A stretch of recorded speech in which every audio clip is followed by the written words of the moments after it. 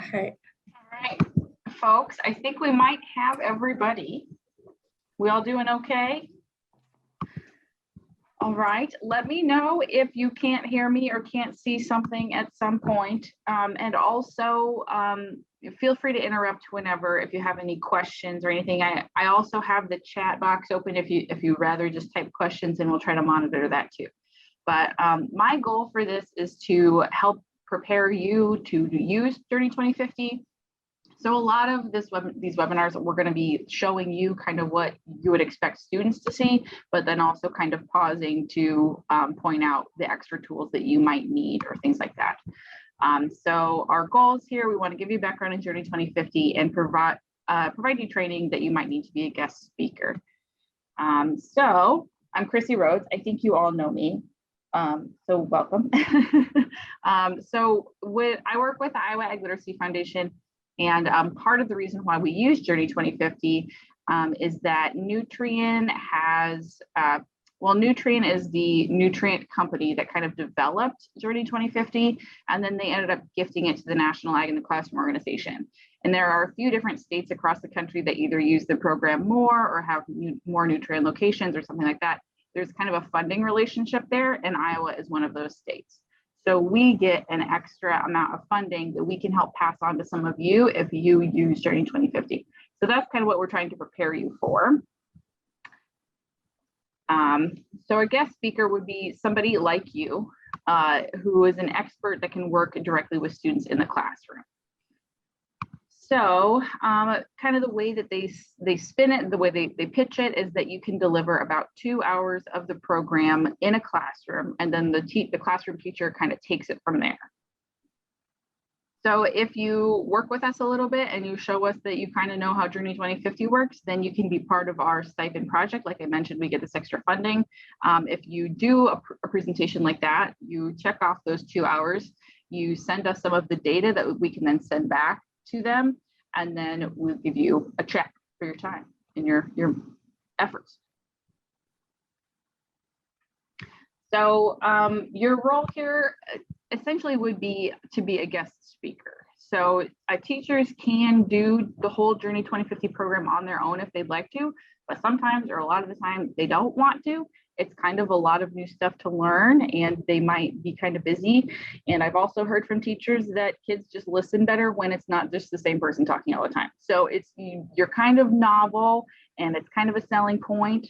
And that can be a good pitch to get into more middle school and high school classes if that's somewhere that you haven't been a whole lot before. This curriculum is very well developed. You don't have to fill in any of the gaps. If you are comfortable with the material that's here, you have all that you need to go do these programs.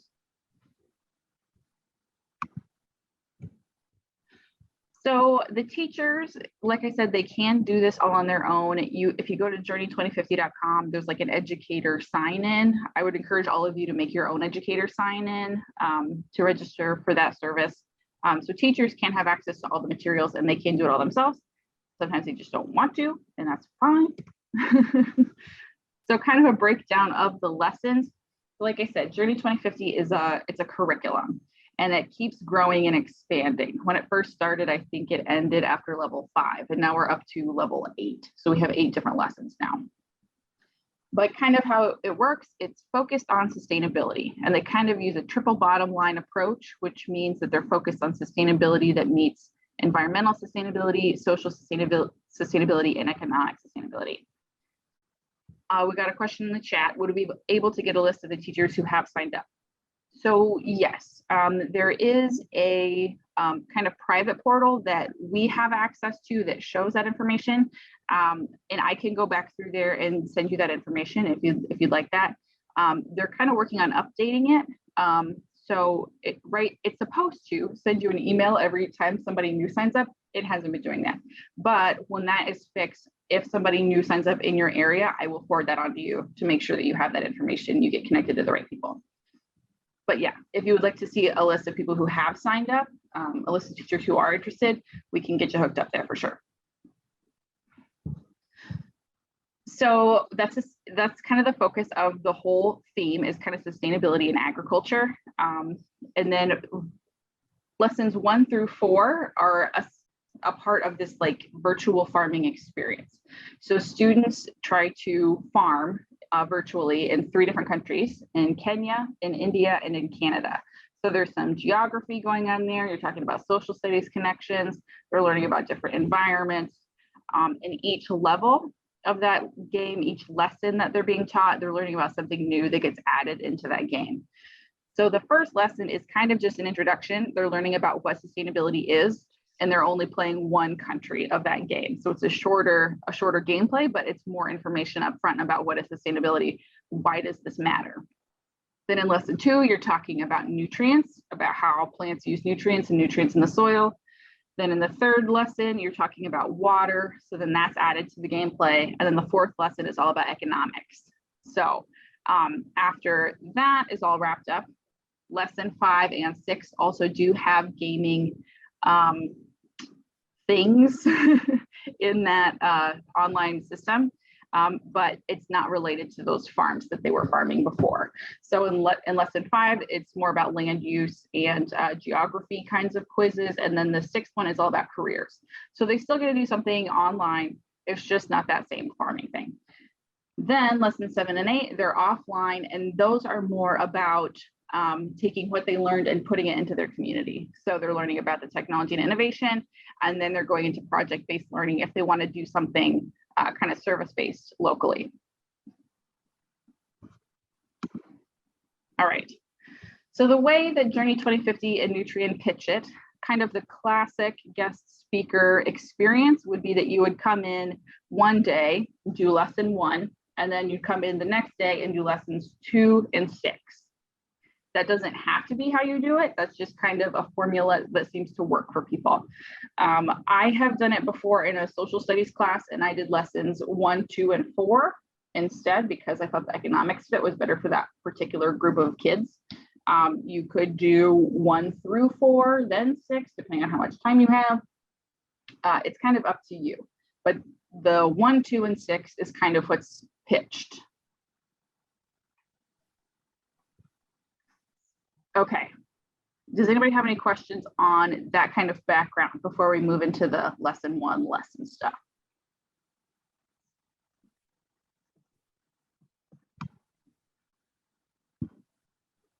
Okie dokie. Okay. So a lot of the times when we start the Journey 2050 curriculum, we start with the Apple Earth video. Oh, we do have a question. Every time you have taught it, did you use the PowerPoint? Yes. However, I tend to edit the PowerPoint quite a bit. The PowerPoints and the lessons are really built to be used kind of in its entirety. But if you kind of know what you're doing and you've done it before, you can kind of pare it back a little bit. You can paraphrase. Yeah, they can be pretty long. So even for this presentation today, just to be mindful of time, we've taken some stuff out. So that is totally an option. They can get kind of lengthy, but the idea is that you have totally everything you could ever need to teach this lesson in the lessons and in the PowerPoints. But yeah, so when I do this, usually I start with the Apple Earth presentation. The Apple Earth presentation is written into, I believe, lesson 5, but it's such a good hook. I'm not sure if you've all seen it before, so I'm just going to show this video really quick to let you see that, as long as it loads correctly.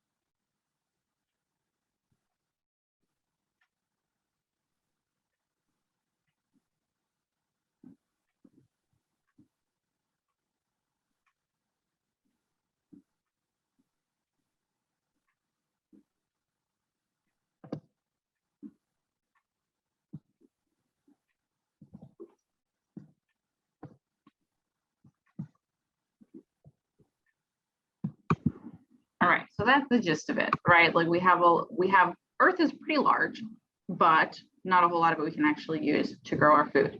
So what does that mean? It means we need to be pretty mindful with the way that we're using our land. Go to the next slide. There we go. To help make sure everybody's needs are taken care of. So the next thing on the docket is to watch the introduction video to Journey 2050. So each lesson has an introduction video. They're all pretty well done. Some of them are longer than others. This one is one of the longer ones. So just to let you know that up front.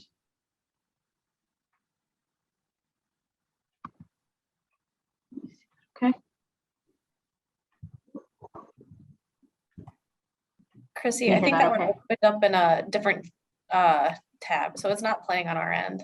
Oh, okay. Thanks for letting me know. Mm-hmm. Okay.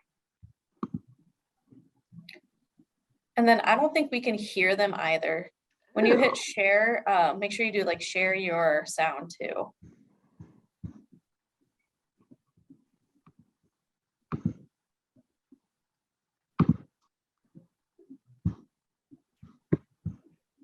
Let me try that one more time. If we can't get the sharing thing to work, okay, I might just assign that part as homework. There we go. But most importantly, how are they all going to be fed? This growing population will eat the equivalent to all of the food grown in the last 500 years put together. That's over 60% more than we grow today.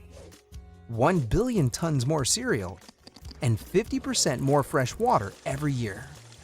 This extra food has to be grown on less land in a way that protects the environment and animals, while making sure there's enough food for generations to come. This is called sustainability, and it can only be achieved by improving its 3 interconnected elements: economy, society, and environment. Let me show you what we mean. Imagine a barrel with parts made equally from these 3 elements. Well, you can only fill this barrel until its lowest piece. So if the environment is the lowest piece of the barrel, it limits the sustainability. This piece must be improved to make the world's sustainability better. What does economic mean here? It's about earning money, creating jobs and incomes to support the national and local community. Then there are the social needs. People need things like food, education, and medical care to stay healthy. We also need infrastructure like roads to get the food from the farm to your plate. And finally, there are environmental needs. Soil quality needs to be maintained. Habitats need protection. Water must be conserved. And we need to protect our atmosphere by keeping our greenhouse gases to a minimum.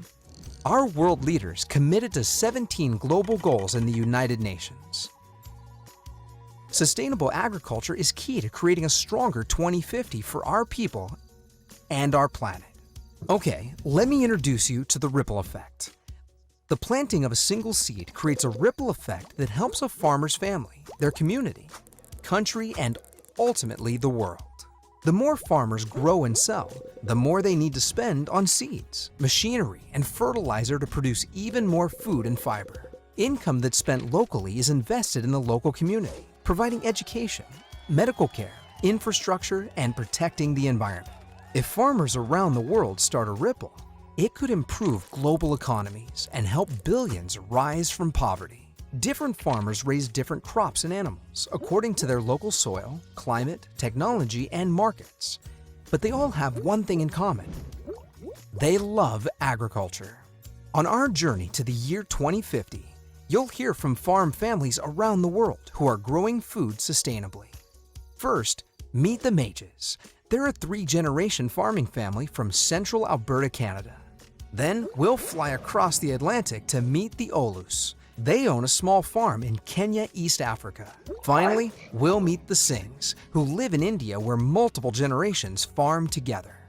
These families and agriculture experts will be giving you advice on what we call best management practices, so that we can grow more with less, protect the environment, build stronger communities, and feed the 2 billion more people on our planet. Hey, it's a long journey ahead, but even the longest journey starts with a single step forward. So come on, take it now and join us on our journey to 2050.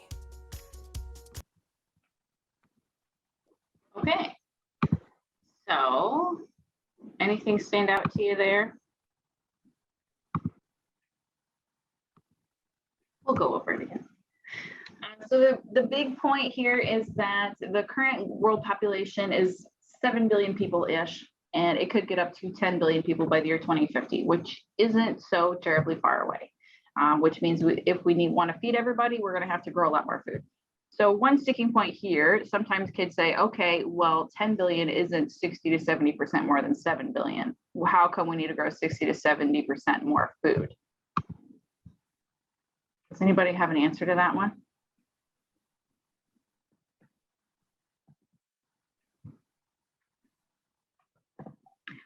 Are we currently feeding everybody on Earth? No, that we're still lacking there currently. So whether that be better transportation, better storage, different problems with food waste, there's places we can improve even today. Plus, we're going to have to take care of all these extra people. All right, so 2050, we're going to need a lot of things to feed 2 billion additional people. Okay, so what kinds of things will we need? Shout things out, put things in the chat. What will we need? Water. Water, yeah. Miss Elena has. We'll need water, we'll need jobs, we'll need seeds. Yeah, we'll need the things to grow the plants, medicines. So where do all of these things come from? How do we get them? This is kind of a source search question if you've done that lesson before. Whoa. Farms in the natural earth, right? Everything we eat, we use, we wear, we build with, it has to come from somewhere. It's either grown on purpose or it was grown on accident and we took it on purpose. Okay, so recap, we're going to need to get a lot more things. To accomplish this goal, will there be an increase or decrease pressure on Earth's natural resources? It sounds Increase. like clickety-clack. Increase pressure, that's right. Okay, so in this video, they introduced the idea of the sustainability barrel. And this is that triple bottom line approach that I mentioned earlier. So we have three kind of buckets: economic factors, social factors, environmental factors. And we have to try to keep these things balanced. So when we talk about sustainability, colloquially, a lot of times we're just thinking about the environmental kinds of sustainability, right? We need to make sure that our land is taken care of so that the way we're treating it today isn't going to make it harder to treat our land well in 10 years, in 15 years, right? But if our environmental practices cost a lot of money and then we're out of business next year, that's not super sustainable either. So we're trying to kind of find this balance and pay attention to the best practices we can. So in the gameplay, you will see a barrel like this, and the staves on the barrel are going to fluctuate based on the decisions you make in the game. So this is what students really need to pay attention to. A lot of the times when kids play the game, they're going to go by how much money they have in the bank. And then their sustainability score is going to be down the tank. It's not going to be good at all because they're looking at their money instead. So that's something to reiterate with your students. We're talking about sustainability scores here. So this is kind of like the game show, the weakest link. So your lowest stave is your weakest link. So what might some of your limiting factors be if you're trying to run a sustainable farming operation? Any ideas?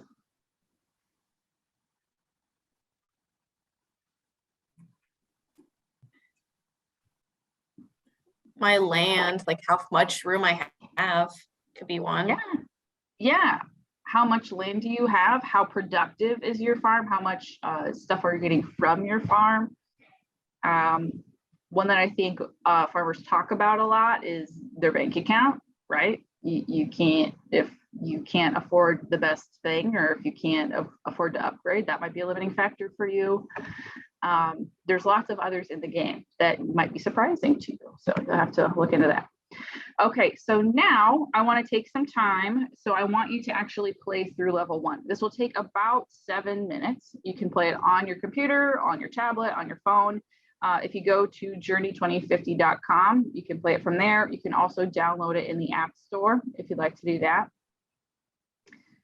So in level 1, it's just going to be one country that you play through. And when you first click on it, it's going to pop up with that video that we just showed. You can just X out of it because we already did that part.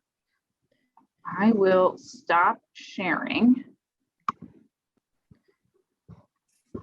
Chrissy, can you walk us through how to like get there on your bet. computer? Okay.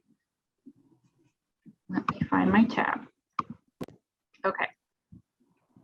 And I can't see the tabs because of the Zoom heading. Okay, so journey2050.com. The play game thing is right up here. You can also scroll down, I believe, and then you can click on it down here as well. They're also working on updating some of this stuff. So the Apple Earth, the data has changed. They're working on updating that.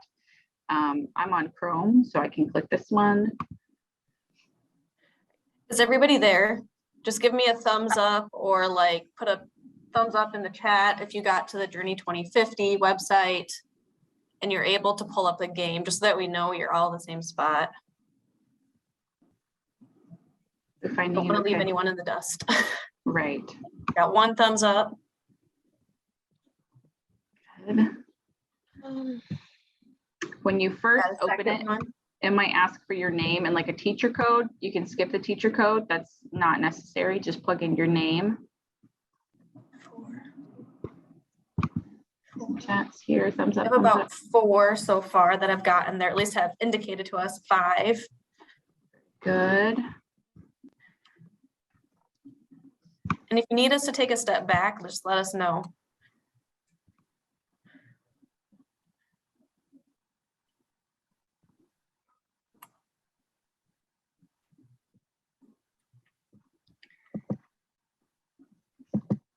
Trish, were you able to get there? Oh, you're muted.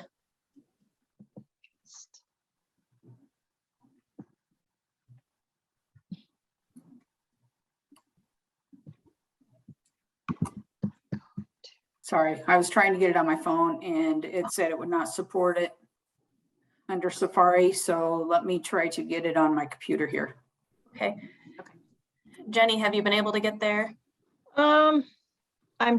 Yes, but I'm not sure if I at the level where I can actually play the game. Okay. Okay. At least I was there. Noisy. Okay, I've got like the introduction up currently. How do I get past that? Watch later. Yep. Yep.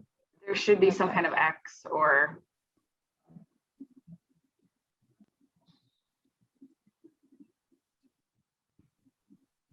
And then, oh, let's try this. Okay. So you want us to watch do level 1. Just level Yep. 1. Yep. Okay. I'm good then, I think. Okay. Excellent. So we're playing through it. Is that right, Chrissy? Yep. Just play through level 1. It should take about 6 or 7 minutes and then reconvene when you have finished. Mine's probably loading, so we'll stop sharing. So while some other people are finishing up, do you want to share any things you noticed? How did that go for you? Kind of bigger picture stuff.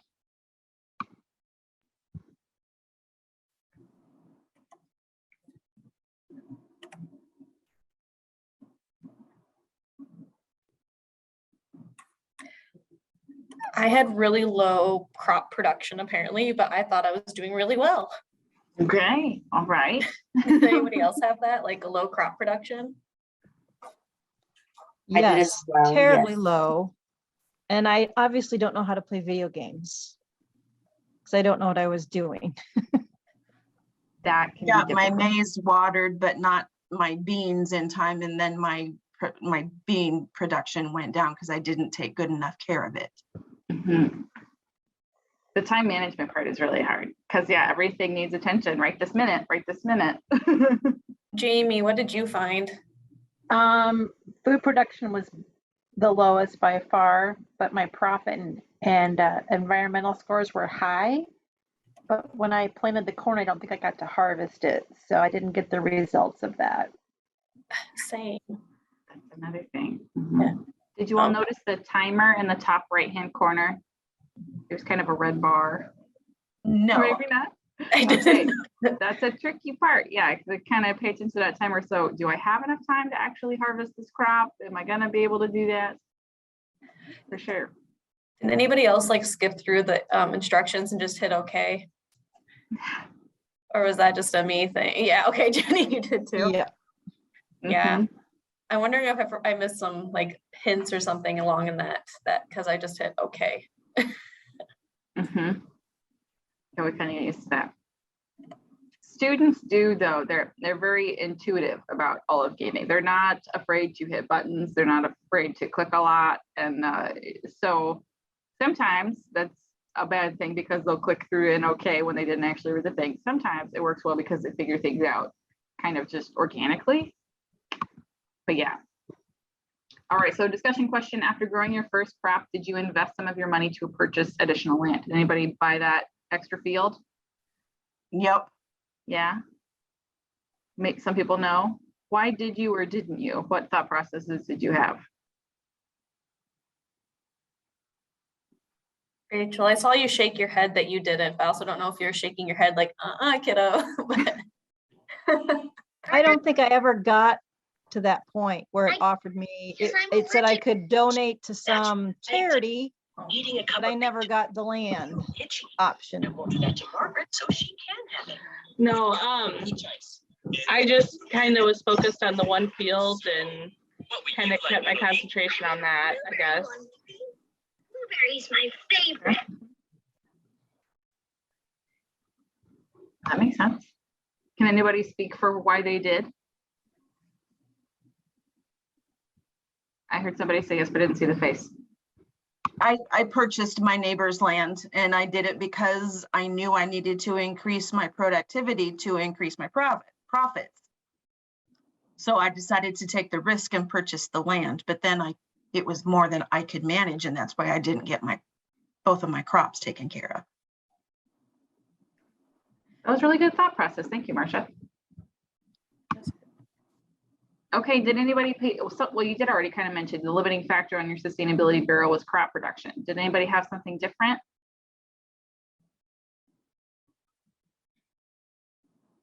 That was kind of the main thing. Early on, I think there's only 3 staves in the barrel, and that barrel will keep growing. They'll keep adding more staves with each level. So there'll be more and more to keep track of.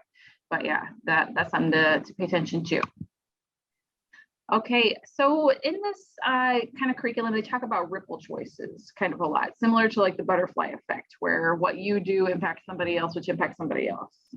So thinking about that kind of mentality, what were some of the practices that you did during this game that you think might impact people in that community and that country, even farther than that? By not purchasing that second field, you may be limiting the amount of food that you'll be able to, even feed your family and feed neighbors and potentially sell to other countries. That's fair. Limiting a food production, does that decrease the amount of food in that local area? Does that decrease the amount of revenue locally? So water was a part of this this level too. How might water use impact your neighbors?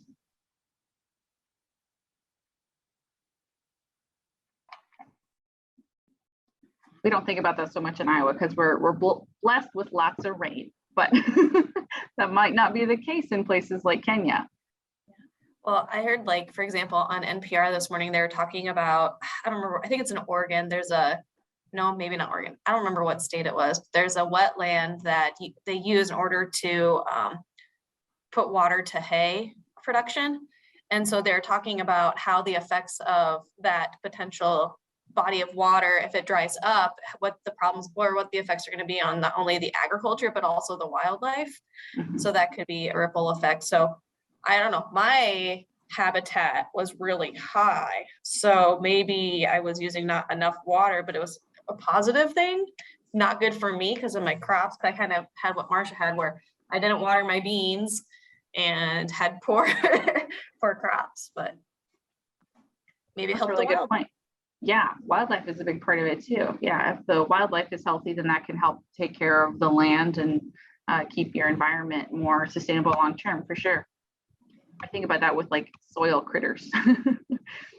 Okay, so another piece of lesson one. So we're talking about sustainability, right? And one piece of sustainability with food production is about food waste. So do people waste food? I think All day, every day. Yeah. Period, right? Guys, can any do that, dolls you can collect? Yeah, most of us might even have wasted food today. And that can provide a food security risk for people all over the place. All right, so globally, about a third of our food supply is wasted, and it's wasted for different reasons in different parts of the world. So we have a lot of people living in extreme poverty that are hungry, malnourished, and food insecure. That again happens for a variety of reasons in a variety of different places. In developed countries, a lot of our food waste is coming from throwing out things. You go to the store, you say, I'm going to be healthy this week, and you buy 3 heads of lettuce, and then you don't eat a salad for 3.5 weeks, and they mold in your fridge, right? That happens constantly. We have big ideas, big plans, and then it doesn't pan out that way, and we end up throwing things away. In developing countries, with different kinds of storage and transportation issues, things can get lost in that piece before they even get to the stores and to places where they can be consumed. If the storage structures aren't secure, if they're not safe, if maybe they have some structural problems, maybe critters can get in there, maybe they have mold problems, things like that. So again, there are different reasons, but it's the same end thing. Food is being wasted. We put this time and this effort and this nutrients in the soil to grow this food, and then we kind of wasted it, which isn't ideal. So a talking point here, hunger is often caused by food waste and inequality of distribution, not scarcity. If we really put all of the food that we currently have somewhere where people could use it, we'd be better off. But that's another limiting factor in our sustainability.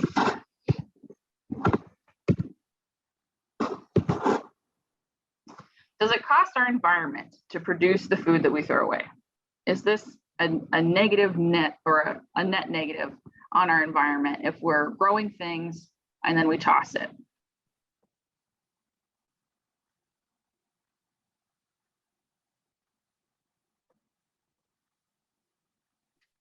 I would say it depends on how it's thrown away. That's a good point. Can you elaborate on that? An example, we had a neighbor that was a truck driver. He had a refrigerated truck whose refrigeration quit on him, that he had lettuce in that was all wrapped up in plastic. He let it rot. He asked us to get rid of it.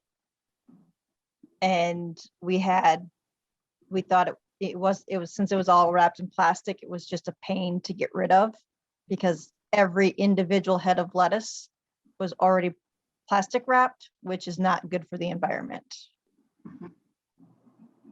But if you could have used it as a fertilizer type or like a compost, it would have probably been fine for the environment. But since it was all plastic wrapped, it wasn't. That's a really good point. Just plastic use, just that plastic that never even had a purpose. Right. But yeah, that's a real bummer. And composting I'm a composter at home. I don't do a great job of it, but there's a lot of folks who don't have access to that. If you don't even have soil near you to put your compost, Right. how can you do that? So that can be kind of a gate. But yeah, if we can find unique ways to deal with that, like you hear every now and then about like a truckload of Skittles or Twinkies that got sent to a feedlot because the label was wrong, or that was a way that we could use that food in some way, which those creative options are always great, for sure.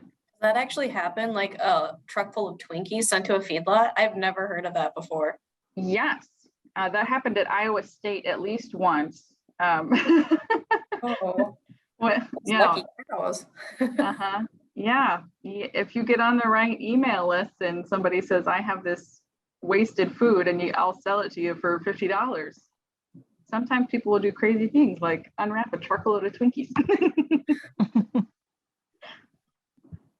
But yeah, so we are using stuff to grow food, whether that's energy in our implements, if it's soil nutrients, even if it's just our time, something is being used. Again, here in Iowa, we don't irrigate as much, but water from the soil is being used and we're using our land. So those are kind of indirect costs, I would maybe say, to producing food. And if it doesn't have a purpose, that's an extra bummer. Okay, actually, let's go back. Okay, so if a country has not enough food, what are some things that could happen? Some issues that might arise. Healthcare suffers. Healthcare suffers. Mhm. Jamie, Maybe what do you, more diseases, I would say, you know, in like with the people and they can't overcome as easily because they don't have the nutrition to keep them healthy. That's fair. Yeah, easier to get sick if you don't have all the food that you need, if you're not getting the right nutrition. Mhm. There could also be like an economic impact as well. Yeah, there can be an economic impact. what do you mean by aren't that, going to Mason? movies if they're hungry. Yeah, I mean, because there could be a positive or negative. It kind of depends, I guess, which way you're looking. But if you're not having, I mean, because in some countries they don't have the money to eat the things other countries do. So I didn't think about that. Jamie, I saw that you unmuted. Did you want to add to that as well? I guess if you're focused on meeting a basic need, it doesn't free up any brain space or activity or energy towards another task, which is the Maslow's hierarchy of needs. And so if you're so focused on that, maybe some invention or another, long-term goal for your family or neighborhood, city or country is just lost. So I guess it's potential that's missing if you're so focused on being hungry and not having enough food. That's a really good point. But as people say sometimes, if you're well fed, you have 100 problems. If you're not well fed, you have one problem. I think that kind of ties into that. It takes all of your time and effort to just think about getting by. I think we can also think about quite a few historical things. How many Americans have ties to Irish ancestry because there was a food shortage in our ancestors' native land and they had to leave, or how many wars were fought because the people in power kept food away from people, or policies or famines, civil unrest. So a lot of the things that you said here, malnutrition, unrest in the political world, decline in attendance education, people are all caught up in just trying to get food, so they're not working on anything else to further society. Okay, flip side, if a country has a whole lot of food, maybe too much food, what are some things that could happen there?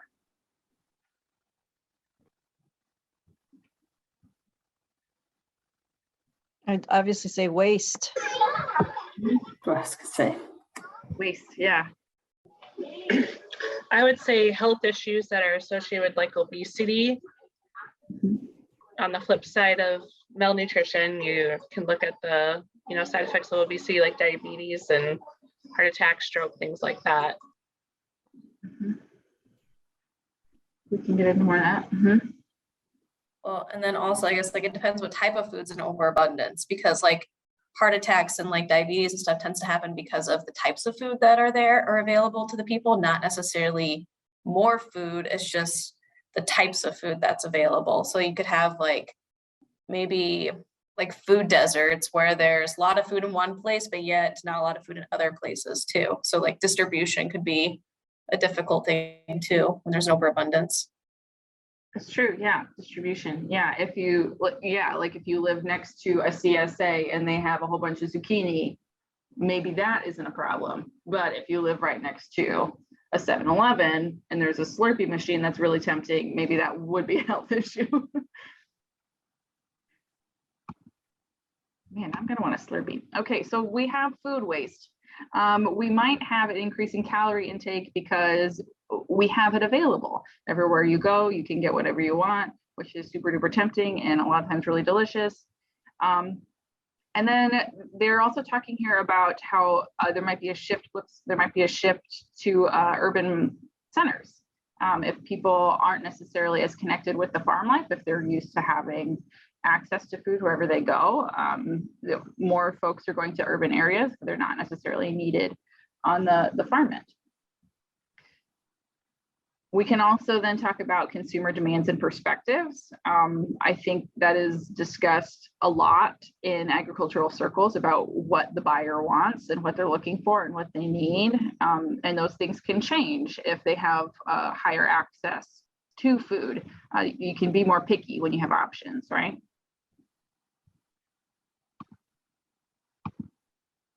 Okay, so we have about 10 minutes left to wrap up.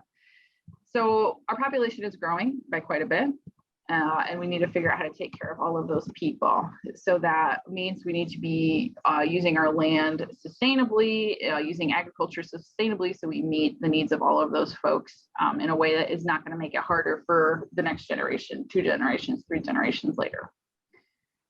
There can be many limiting factors, so it's important that we're kind of using a holistic view, trying to see all of those staves of the barrel to try to identify those individual things that we can be doing better. And those sustainable agricultural practices can improve our whole society if we think about how our decisions impact others with that ripple effect.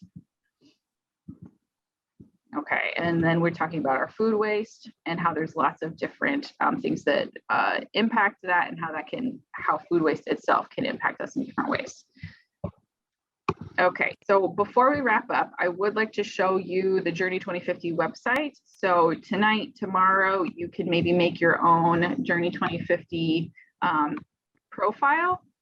So up here, okay, so we're on journey2050.com, just journey2050.com. You can register to make an account. I have an account, so I'll show you what this looks like. You'll get a teacher code if you have an account. So if you do work with a teacher on this, I would encourage them to make this account so they get that teacher code, so that when their students play, they can plug in that teacher code, and then the teacher can see the information about how their students are doing, if they're completing it, what their scores are like, that kind of thing. Excuse me. So the online program here, if you click on that, you can have access to all of the materials. So like I said, you go to the educators, you sign in, you go to the online, and then down here, you have access to all of the lesson plans, PowerPoints, all of those things. So if you would like to use all of those things, you can just download all the files, you can download the lesson plans, you can do all the things this way. Okay. Do you have any questions about the website stuff? Most of that is pretty straightforward. There's also lesson plans, and if I can see, on the National Ag in the Classroom website. If you go to the curriculum matrix and then search Journey 2050, they have formatted the lessons for grades 9, 12, and 6-8. So each of the 8 lessons you can find there as well. If that's a format you like better than the Journey 2050 website, you can find that material there too. Okay. So that's the basic content for today. Tomorrow, we're going to be talking about lessons 2 and 3, which is nutrient use and water use. And then we're kind of walk through the lessons from there until Thursday. Any last questions before we wrap up for the evening?